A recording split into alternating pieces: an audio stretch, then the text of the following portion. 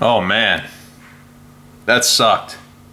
But I'm back. I gotta tell you, going on deployment, then coming home for a little bit, then going back out is really brutal. Not gonna lie to you. First things first, I really like this light.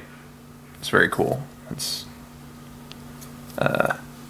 been with me for a couple months now, and I was using it while executing my duties, which honestly was not a lot. But I thought I'd hate this 5 then 500 lumen deal, but it actually is really awesome, and it allows you to just quickly use your light without burning it down constantly, and I really like that. So more to follow on this bad boy later. Anyhow, Black Friday sales, that was my life.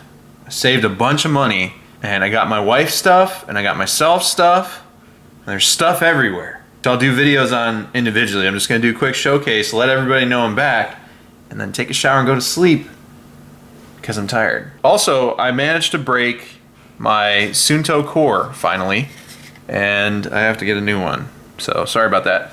Anyways, I have found my trigger. This is the Overwatch Precision. Now, all of you that were on me about getting this Overwatch Precision, thank you.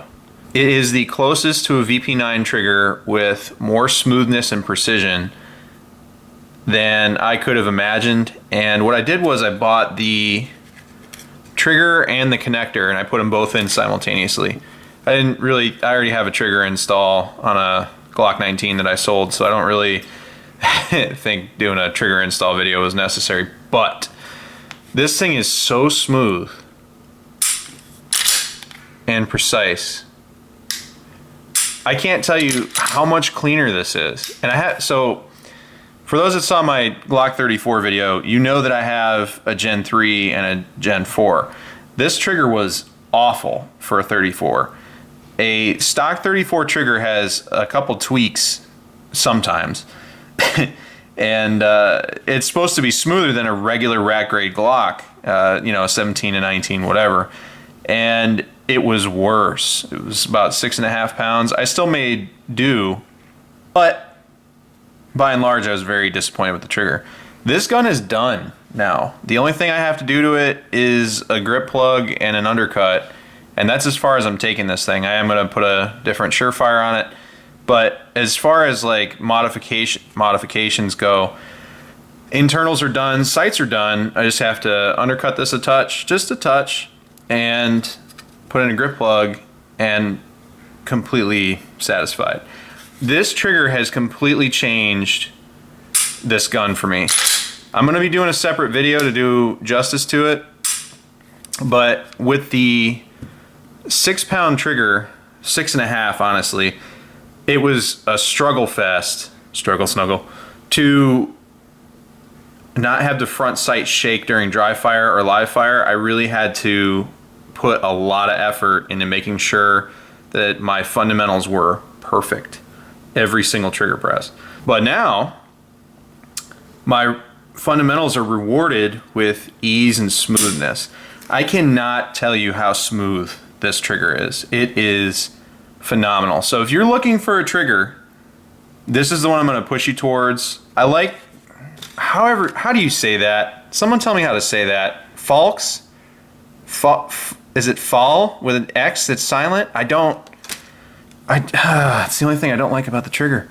But it's NP3 coated, the connector's NP3 coated, and this trigger bow is phenomenal. It's like a traditional trigger bow, but it's got a larger flat surface, and it's so smooth. It is properly machined. This is a trigger.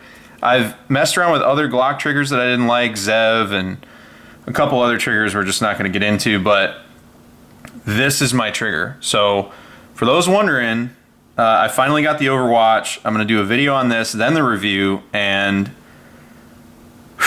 this is what I'm going to push you towards, especially whatever that is. Now the next thing is going to be controversial.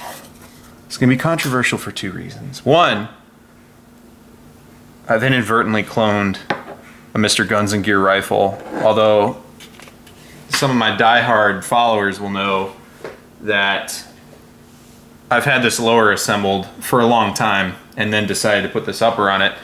But I'm sure people are gonna debate it regardless. I got a URGI upper and I put it on my OD green lower. So behold, Dr. Quinn, medicine woman. Now, I have ordered an equally belligerent sling, and it would already be here if I wasn't a dumbass and paid attention to ordering it, because I sent it to my old house and someone in Texas now has a sling. And they're probably wondering, one, where did this come from? Two, who is this dude? And three, are they blind because this is the ugliest sling I've ever seen? What I'm doing with this rifle is going to be close to what its original intended purpose is, just kind of a recce rifle. And it's kind of funny because it's an Army upper on a Air Force guy's lower setup with a Navy guy running it, and I'm going to be putting Marine Corps rounds through it because I don't want anything to do with M855A1 because it just destroys guns. So I'm going to put Mark 318 Mod 0 through it, which is a Marine round. So this is what people would call purple gun, or there's an old term for that. But anyways, I put it together, really excited about it. I haven't shot it yet. What I will tell you, before you buy one of these, and I'm going to do its own video, so I don't want to get too far ahead of myself. Those of you out there who are religious about not cleaning your gun, you have to clean this. For some retarded reason, I know the military doesn't change fast, but the whole thing is covered in cosmoline. And I don't mean a little bit. I mean earwax grade cosmoline. Just caked in it. The only thing they didn't do is put it inside the barrel. They put a cardboard straw pretty much in the barrel, thank God. But if you're gonna shoot this thing, please, for the love of God, if you're like military arms and you don't clean your stuff, you're just like, or one of those dudes that's like, I'm gonna do an out of the box review, it's gotta be reliable out of the box. Do not do that with this. It will explode. Cosmoline is not, people with Mosins figured it out. You cannot shoot it when it's full of cosmoline. So buyer beware. But I put the Troy Micros on it, and I departed from my usual bad lever installation for this Geisley maritime bolt catch, because I'm pretty much gay for Geisley at this point. I love Geisley. Additionally, SSA. So I bought all of this stuff minus the upper on Black Friday. So I really cleaned up. I got probably $1,000 or $1,100 worth of Geisley stuff for around $700, which is mind-blowing to me. So definitely wait for Geisley sales because they are worth it. Speaking of Geisley, what I'm gonna do is put a 1:6 on this. Now, why 1:6? I feel like that's gonna be the best to maximize the platform. It's a 14.5 inch, so you're not gonna get like super precision out of it, but I think it has earned more than a 1:4. So I'm getting ahead of myself in videos here, but my goal is to have 3 low power variable optics to cover the spectrum of rifles. So if I have a certain setup I'm looking for, I'm like, okay, great, these are the parts I'm gonna put in it. So I'm gonna do this rifle, but I already know what I'm gonna put on it. So for instance, my 1:4 is a Steiner P4XI. That's gonna be my 1:4 period. And you know, even if they come out with some super sexy 1:4 in the future, my 1:4 is a Steiner P4XI. For 1:8, I'm sticking with the Trijicon AccuPower 1:8. It works super well, super intuitive to use, beautiful glass, just an excellent optic. So my dilemma now is 1:6. Now everyone's gonna scamper over here like a cat trying to run on linoleum floors to tell me, put a Vortex 1:6 Razor HD2E Gen 2. And I'm gonna say no. The reason I say no is I don't second focal plane. I know all the dudes running these uppers are gonna clone correct them and put the 1-6 on it. Now, and this is the final form of this, which is why I bought the sling that you'll see in the future. Changing it from this. This is the setup. In fact, I like this setup so much that if I do another URGI, which is almost certainly not going to happen, because if I have to clean another upper like this, I'm going to lose my mind. But if I do another URGI, this is the buttstock I'm putting on it, because the balance is perfect. It's ass heavy just like I intended it to be, and this front is super light. So when I put the suppressor and the light and all that other stuff on it, it's going to be a real shooter, so I'm excited. Moving along. Oh, dick. Along, you're going to say, what did you even do to this, bud? Well, Geisley. Again, Geisley. So this rifle is almost done. It literally just needs a pressure switch and a dual fuel. I was entertaining not putting an M600 dual fuel on it because I'm like, well, it's a Scout SPR, you know, heavy recce sort of thing. I don't know if I need a dual fuel. That's a lot of lumens. Definitely give myself away in a bad situation. But then I also, with this light, while we were overseas, realized how far 500 lumens went. So I can only imagine how far the pocket sun that is the dual fuel will go in an emergency. So your boy's definitely got glasses. So I'm gonna need all the lumens. Trigger in there, and it is perfect. It is right around 4.25, maybe 4.5 pounds. It's breaking exactly where I need it to. And the funny part is I compared it to the MR762, and I honestly can get away with not getting the MR762 Geisley trigger, but this 5.56 needed it because it was definitely breaking around 6 pounds. It felt just like that Glock trigger. So such a screaming deal for Black Friday. $320. It's a $465 trigger, and I got it for $320. That blows my mind. But anyways, Geisley sales, use them. And Geisley always has better sales on their stuff on their website. Just saying. The only problem is when you put in a Geisley trigger, not a lot of people cover this. And I'll cover this in the review, which it's coming up actually. I just gotta finish getting this set up and shoot it 2 more times. And enough footage and rounds down the pipe for a review. But not put the safety on after you have pulled the trigger and the hammers down anymore with the Geisley. I don't know why. So that feature, but all in all, it's pretty solid. So this thing's almost completely done. Very excited. Review coming up soon. Keep your eye on it. Your eyes peeled for it, because it's coming.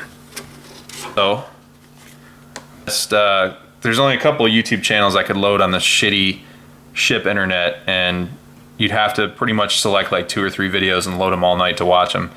But I'm starting to put, because of Garand Thumb, my slings over here on this side and route them. So I'm right-handed, so it goes on the right side, goes around to the left side up front. This actually works really well, and I see a huge change just doing this now. So I highly recommend that. I'm going to do that with all my rifles that I can. Can't do it on the URGI though, because the UBR stock does not permit that. I'm going to roll in here is Harambe. I have mounted the Steiner T5XI 3-15 with the mount that I have on here is the same that I have for pretty much everything. It's the standard mount, except this one is a 34mm mount with a 20 MOA base. Now the reason I got 20 MOA is I want to be able to stretch this thing out. A lot of people are going to say, well, why do you need 20 MOA? And isn't that a mil scope? Yes to both. And the reason that I need the 20 MOA is because you will trim less mils out when you're zeroing it for 100 yards. Now the reason I'm doing 100 yard zero is, again, for a long range precision rifle, which this is going to be, a DMR pretty much, I'm going to be stretching out realistically to 700-800 yards. If I get good enough, I might be able to get 1,000 with some really nice loads, but that's my intended purpose with this. Now, the reason I got the standard mount and not the extended is because the extended changes this placement. So yeah, that's a little longer, but it also, if you look at their diagram, this is what's different. Two comes up here, not back here. So I might be reading the diagram wrong, but I don't need this moved, I need this moved. So it is what it is. This took a very long time for me to traditionally mount. I did it in the prone position because that's where you're going to be shooting this the most. Although I will say, this isn't so heavy I can't bring it up standing and probably shoot standing. I'd only do it on 3 or 4 power, obviously, but this rifle's intended purpose is to be shooting from a supported position of some sort. So that's where I zeroed it. I also put the stock in the first lockable position. That's where I got my cheek weld, which puts this just forward of the charging handle, which at first I was losing my mind over, but in retrospect, it will allow me to grab this without interfacing at all with the rear of the scope, so I'm very happy. I also mounted the little Steiner tail there right at 7. So them is literally right over the 7, and that's exactly where you want it if you have one of these. I gotta tell you, people are really sleeping on this optic. It is phenomenal, especially for the prices you can get it. Again, I got it on Optics Planet, and it was super cheap compared to what it usually goes for. Sales. I'm telling you guys, just save your money and wait for sales. You can clean up and set this thing up. This rifle is actually about the same price as my MR556 all set up. I paid $1250 for the Trigicon, I paid $1250 for this, which is insane. So, I mean, the Atlas bipod is going to set it back a little bit when I finally get that, and the last thing I'd put on it is a trigger if I decide it needs it, but this is so close that I might not even change it. But this is the setup. I'm not going to put a light on it, I'm not going to put night vision on it or anything like that. This is setup. I'm going to keep this one very simple. It is a single purpose tool. It's a long range precision rifle or a DMR, designated marksman's rifle. It's probably, in my hands, it's going to be the equivalent of a DMR. I am not a talented long range shooter, but I got it set up finally. I'm so excited. Yes, I have this Magpul bipod on it right now, which will just serve to help me get an initial zero, which I'll have to re-zero when I get the Atlas, but I really just want to shoot this thing, and I'm going to be testing this Magpul bipod out pretty rigorously, so it's going to go on. Super happy I got all these things set up. I ordered Isley triggers, a mount, maritime bolt catch, and some other stuff. I don't even remember at this point, but I ordered a bunch of stuff and I cleaned house. And the biggest thing is I got it all done on a tight budget. And the Overwatch Precision trigger in my Glock, which I'm going to tell you straight up, it would have been $171 shipped, but I got it for like $130 with the connector. So I'm really excited about that. But more to come. I just wanted to show everybody what's going on. A couple cool things, and I have more things coming. I'm not going to be buying too many more guns this year, I'm going to be honest with you. I got a CR556 I'm going to buy, and slowly outfitting that to have a clone of my MR556. Will be just like it, except it's going to have a Surefire RC2.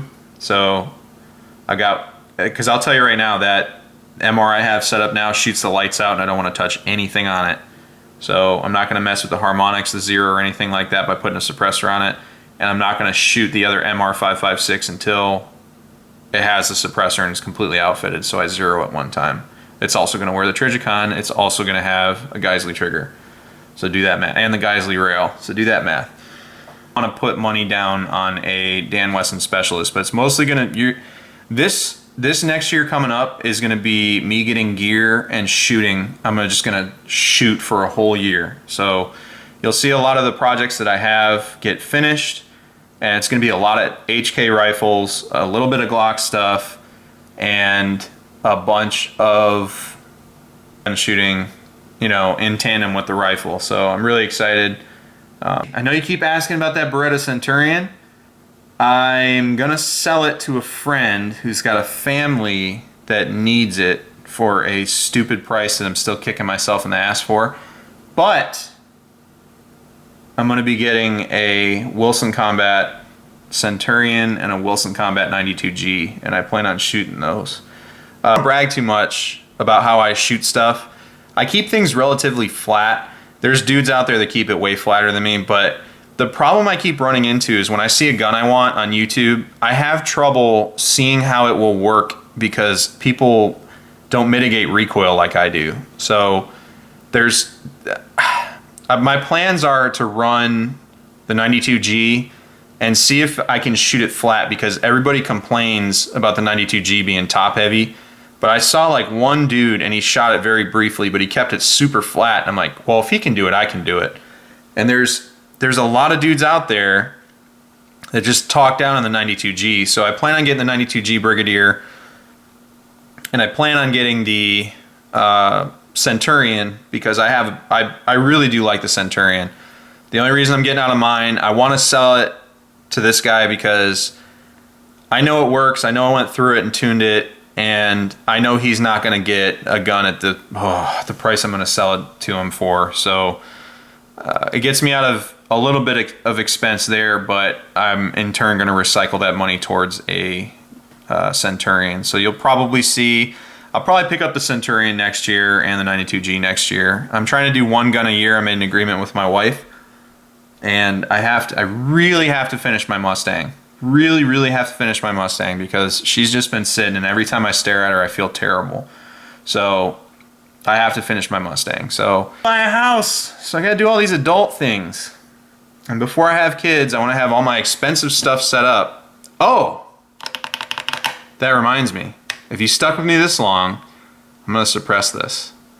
I'm gonna put a Surefire 3-prong on it, and I'm gonna put a mini 7.62 can on this, which I'm really excited about. But anyways, my tax return is going towards suppressors, so just get ready for that.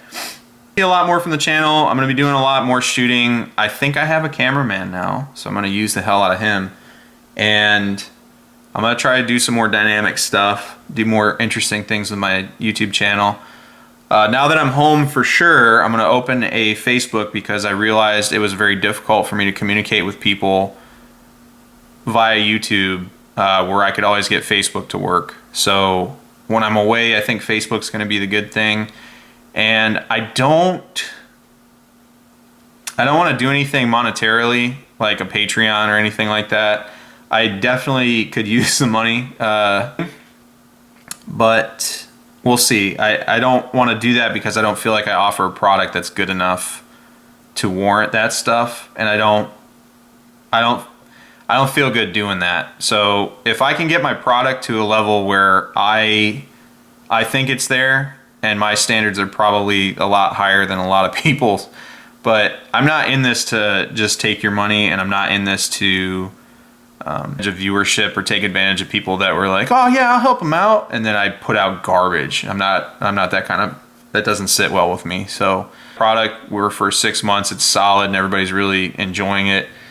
But in the meantime, I'm going to do everything on my budget, and it's going to slow down a little bit of shooting and trimming down the amount of firearms that I'm buying, even though I'll be working on the car, which is just as, if not more expensive, then based on the pace in which I do it, be in this weird pocket where I have ammo, but it's not going to be, me just blasting for, and my reviews are only going to be 1,000 rounds. They're not going to be like 5,000 rounds prior to a review. So, just some odds and ends. I definitely talked way longer than I wanted to, and I'm going to edit the hell out of this thing so you don't have to put up with it.